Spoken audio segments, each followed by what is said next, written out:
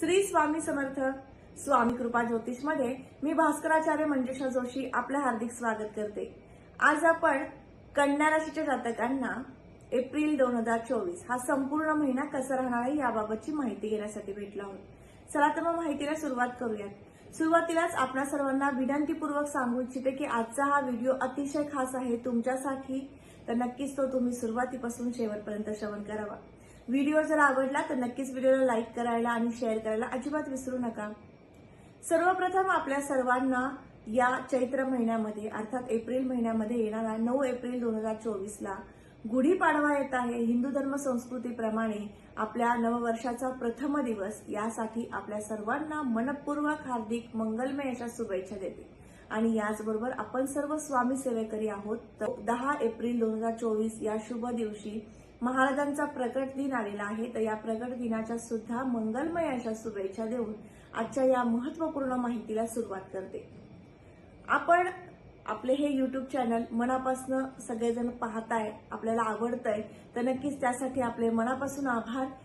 आता आपल्या सेवेमध्ये चैत्र पाडव्यापासून अर्थात गुढीपाडव्यापासून नवीन एक चॅनल येत आहे माझे, ज्याच्यामध्ये वास्तुशास्त्रा संदर्भातील माहिती तुम्हाला दिली जाणार आहे आणि याचबरोबर त्यातून तुम्हाला काही उपाय, विना तोडफोड असे उपाय सुद्धा सुचवले जाणार आहेत। तर नक्कीच तुम्ही त्याही चॅनलला भरभरून प्रतिसाद द्या, त्याही चॅनलला मनापासून शुभेच्छा द्या, लाईक रूपी शुभेच्छा द्या अशी मी तुम्हाला विनंती करते। आता आपण माहितीला सुरुवात करूया। तुमची कन्या रास आहे। कन्या राशीच्या जातकांना हा महिना काय म्हणतो, अर्थात एप्रिल महिन्यामध्ये लग्नस्वामींची स्थिती पाहता लग्नेश बुधदेव हे 9 एप्रिल पर्यंत मेष राशीतनं अर्थात अष्टमातनं गोचर करतील। हे गोचर तुम्हाला थोडंसं कामामधला ताण जाणवेल किंवा एखाद्या गोष्टीबद्दल जास्त उत्सुकता वाढवेल, महत्वाकांक्षा वाढवेल असे कुयोगाने। काही प्रमाणात हा महत्वाकांक्षा वाढणं हे शुभ म्हणता येतं, परंतु अल्प प्रमाणामध्ये अतिमहत्वाकांक्षांमुळे तुम्ही स्वतःचं मन विचलित करता, चिडचिड तुमची होते आणि ते काहीसे कुयोग तुम्हाला 9 एप्रिल पर्यंत नक्कीच जाणवू शकते। परंतु 9 एप्रिल नंतर सप्तम भावामधनं मीन राशीतनं बुधदेवांचं गोचर होईल, ते तुम्हाला विशेष लाभदायक होईल। कारण त्या ठिकाणी आलेले बुधदेव हे जरी राहुयुक्त असतील, पापग्रहाने युक्त असतील, तरी सुद्धा तुमच्या लग्नस्वामीवरती म्हणजेच अर्थात लग्नस्थानावरती दृष्टी टाकतील। लग्नस्थानावर दृष्टी टाकल्यामुळे तुम्हाला नक्कीच उत्साह, आनंद वृद्धिंगत करून देईल। या महिन्यामध्ये आरोग्याची विशेष काळजी घ्यायची आहे, ती म्हणजे तुम्हाला या महिन्यामध्ये त्वचा विकार थोडेसे जाणवू शकतील। कंबरदुखीचा त्रास महिला वर्गांना विशेष जाणवू शकतो आणि गुडघेदुखीचा त्रास सुद्धा जाणवू शकतो। म्हणूनच या महिन्यामध्ये थोडंसं महिला वर्गाने विशेष आरोग्याची काळजी घ्यायची आहे। पुरुष वर्गासाठी हा महिना उत्तम आहे आरोग्याच्या दृष्टीने। किरकोळ प्रमाणामध्ये तक्रारी या सुद्धा तुम्हाला जाणवू शकतात, पण मोठ्या प्रमाणातील कुयोग नाहीत। धनस्थानाच्या दृष्टीने विचार केला तर धनेश शुक्रदेव जे मीनेतनं गोचर करतील सप्तम भावातनं, केंद्रातनं, अतिशय शुभ योग आहे। धन संचय करण्याकडे तुमचा कल राहू शकतो। या महिन्यामध्ये मोठ्या प्रमाणात गुंतवणुकी होतील, नवीन प्रोजेक्टसाठी तुम्ही धन संचय करू शकाल, धन गुंतवणूक करू शकाल, असे शुभ योग आहेत। तृतीय स्थानाकडे वळूयात। तृतीय स्थानामध्ये असणारी मंगळदेवांची रास। मंगळदेव हे कुंभ राशीतनं गोचर करतात षष्ठ स्थानातनं।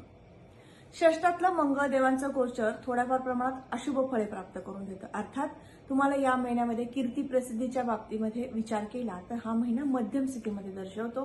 किरकोळ प्रमाणामध्ये कामाचा ताण वाढवणारा दिसतो, कारण या स्थानावर आपण परिश्रम सुद्धा पाहतो।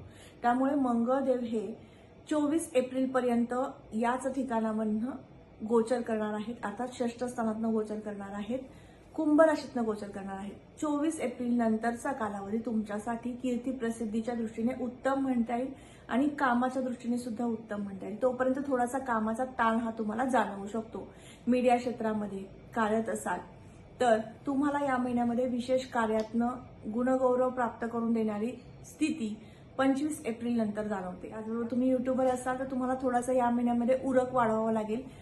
किरकोळ प्रमाणात अस्वस्थता सुद्धा तुम्हाला या महिन्यात जाणवू शकते आणि त्यामुळे तुम्हाला कामामध्ये विलंब होणं, परिश्रम करताना अर्थात काम करताना थोडंसं एन्झायटी जाणवणं असे कुयोग येऊ शकतात। चतुर्थ स्थानामध्ये गुरुदेवांची रास आणि गुरुदेव नवम दृष्टी चतुर्थ स्थानावर टाकत आहेत। त्यामुळे तुम्हाला या महिन्यात घर खरेदी करायचं असेल, वास्तू खरेदी करायची असेल तर तुमच्यासाठी उत्तम योग आहेत। आणि याबरोबरच तुम्हाला वाहनाचं सौख्य, वास्तूचं सौख्य तर उत्तम देतीलच, त्याबरोबरच गुरुदेवांची विशेष कृपा होणार आहे मातृसौख्यासाठी. आईच्या सहवासात राहण्याचे शुभ संकेत आहेत. आईला जर काही तब्येतीच्या तक्रारी होत्या गेल्या काही महिन्यामध्ये, तर नक्कीच आता या महिन्यामध्ये तुम्हाला आईचं आरोग्य उत्तम राहिलेलं दिसेल आणि याबरोबरच तुम्हाला आईसोबत जास्तीत जास्त वेळ व्यतीत केल्यामुळे आनंद प्राप्त करून देणारे शुभ संकेत आहेत. पत्रिकेतील 5वं घर, ज्यावरून आपण शिक्षण, संतती, प्रेम, प्रणय पाहतो, शिक्षणाच्या दृष्टीने विचार केला तर हा महिना विद्यार्थी दशेतील वर्गाला अतिशय उत्तम आहे. कारण शिक्षण स्थानाचे अधिपती षष्ठ स्थानात स्वतःच्या राशीत स्वतःच्या घरात आहेत. त्यामुळे उत्तम प्रकारचं शिक्षण तुमच्याकडनं अर्जित करून घेतील आणि त्याचा तुम्हाला भविष्यामध्ये मोलाचा असा लाभ प्राप्त करून देतील.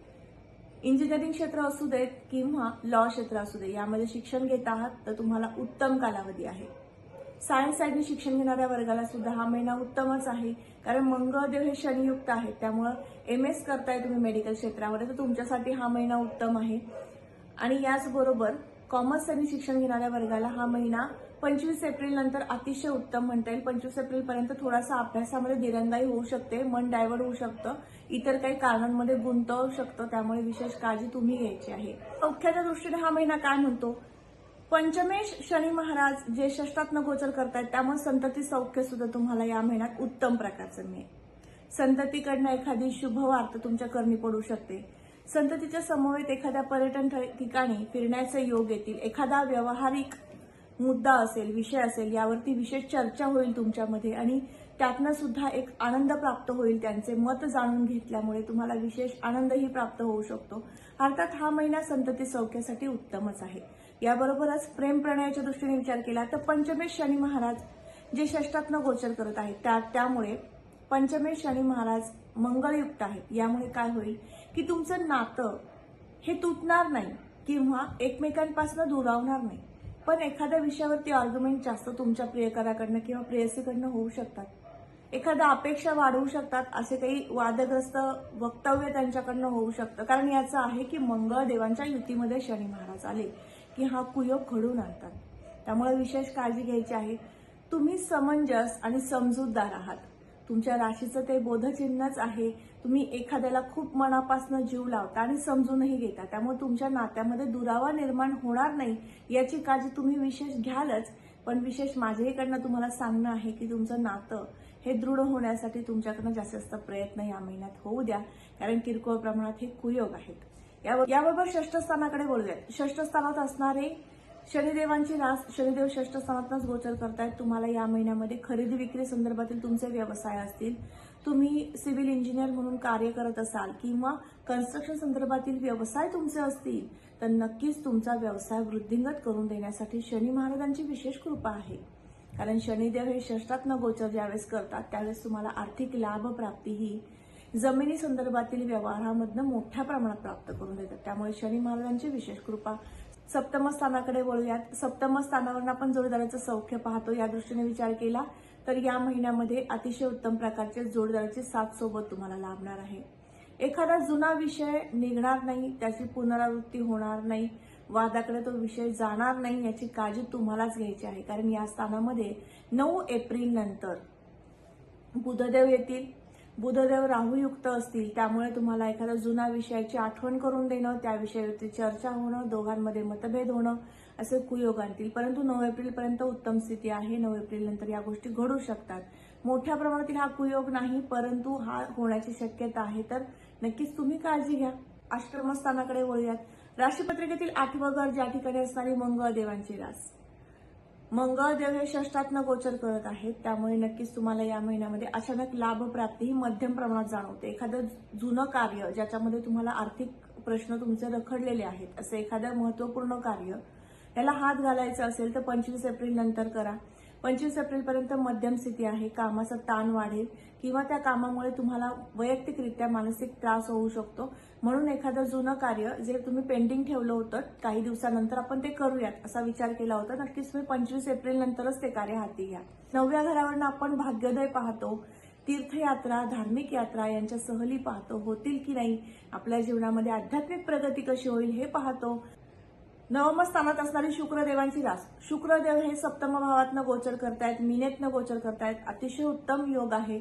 त्यामुळे तुम्हाला या महिन्यामध्ये स्वतःसाठी आनंद प्राप्त करून घेणाऱ्या, विशेष आनंद प्राप्त करून देणाऱ्या गोष्टी जीवनात घडू शकतात। मग तो आनंद तुम्ही अध्यात्मात सुद्धा घेऊ शकता किंवा एखाद्या पर्यटन ठिकाणी भेट देऊन, सहलीचे योग सुद्धा तुम्हाला या महिन्यात आहेत, तर त्या ठिकाणी जाऊन तुम्हाला मन प्रसन्न होणं, एखाद्या निसर्गरम्य ठिकाणीची सहल करून येणं आणि त्यातनं आनंद प्राप्त करून घेणं, असे शुभ संकेत तुम्हाला या महिन्यात आहे आणि त्यामुळे नक्कीच तुम्ही उत्साह तुमचा वृद्धिंगत होण्यासाठी मदत सुद्धा होऊ शकेल। याबरोबरच या ठिकाणावर आपण नोकरीचे योग सुद्धा पाहतो, करिअरला एक वळण मिळेल का हे पाहतो। देवांची रास आणि शुक्रदेव मीनेतनं गोचर करतात, त्यामुळे तो एक उत्तम योग आहे तुम्हाला करिअरची संधी नवीन प्राप्त करून देण्यासाठी, कारण केंद्रातलं शुक्रदेवांचं गोचर उच्चीचं अतिशय लाभदायक आहे। राहुदेव तो त्या ठिकाणी आहे, त्यामुळे शुक्र आणि राहू यांचा युतियोग आहे। हा युतियोग थोड्याफार प्रमाणामध्ये कामामध्ये व्यत्यय निर्माण करतो, पण काम सफल पूर्ण करून देण्यासाठी शुक्रदेव विशेष तुम्हाला कृपा करतील। यासाठीचा उपाय सुद्धा मी तुम्हाला आता देणार आहे। याचबरोबर दशमस्थानाकडे वळूयात। उद्योग व्यवसाय नवीन सुरू करायचा आहे तर तुम्हाला या महिन्यामध्ये द्रव पदार्थ, गोड पदार्थासंदर्भातील व्यवसाय सुरू करा, उत्तम यश येईल। आर्थिक लाभाच्या दृष्टीने हा महिना उत्तमच आहे।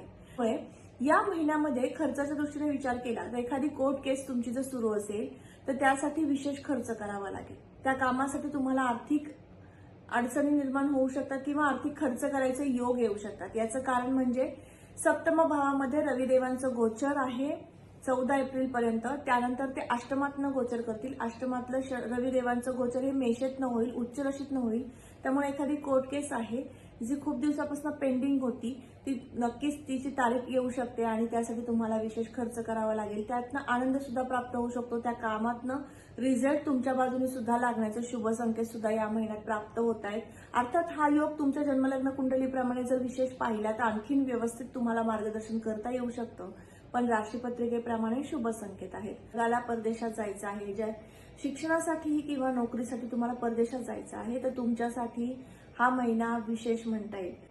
याबरोबरच आता आपण उपासनेकडे वळूयात, कारण उपासनेची जर जोड दिली तर नक्कीच हा महिना तुम्हाला अतिशय उत्तम जाऊ शकतो।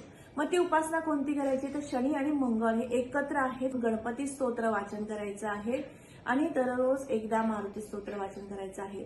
हे दोन्हीही स्तोत्र तुम्ही नित्य नेमाने रोज वाचनात ठेवली तर नक्कीच तुम्हाला हा महिना आनंदी, उत्साही आणि योग्य पद्धतीने खर्च होणारा आणि आरोग्यासाठी उत्तम असा राहणार आहे। एप्रिल 2024 हा संपूर्ण महिना कसा राहणार आहे याबाबत माहिती घेतली तर आजचा हा महत्त्वपूर्ण व्हिडिओ तुम्हाला कसा वाटला नक्की कमेंट करून सांगा।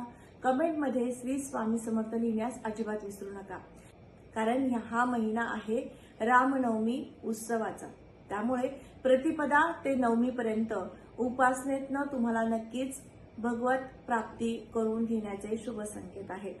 म्हणजेच या 9 दिवसामध्ये जर तुम्ही रामरक्षा वाचली तर विशेष तुम्हाला आरोग्याच्या तक्रारी सातत्याने येतात किंवा कुठल्याही कामामध्ये अडथळे येतात तर ते अडथळे दूर सुद्धा होऊ शकतात। लाभ प्राप्त करून घ्या, आनंद प्राप्त करून घ्या आणि समाधानी व्हा।